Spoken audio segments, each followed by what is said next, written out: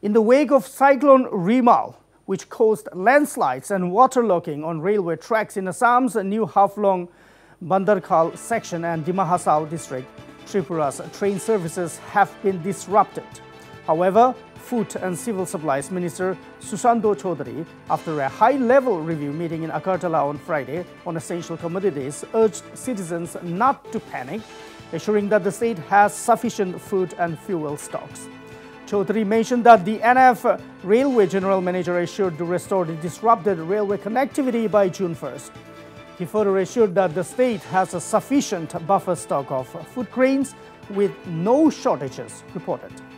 Chaudhary further warned against price gouging, stating that the government is monitoring the situation closely and has imposed fines on those found inflating prices illegally.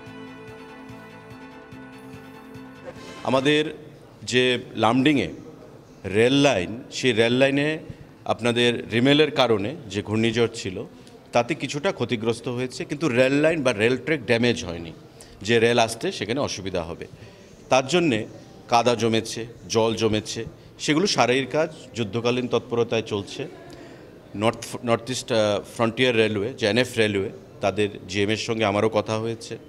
আমাদের secretary food বিভিন্ন সময় আধিকারিকদের সঙ্গে যোগাযোগ রাখছেন, director সাহেব যোগাযোগ রাখছেন, এবং এনএফ রেলওয়ে আমাদেরকে আশ্বস্ত করেছেন যে আগামী 1 তারিখের মধ্যে খুব সম্ভবত এই যে বন্ধ রয়েছে যে রেল কানেক্টিভিটি, সেটাকে আবার রেস্টোর করা হবে।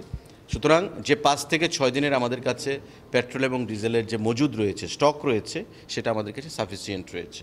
আগামী 2 দিনের মধ্যে আবার পেট্রোল এবং ডিজেল যথারীতি ত্রিপুরা রাজ্যে প্রবেশ শুরু করবে এবং মানুষের মধ্যে প্যানিক হওয়ার কিছু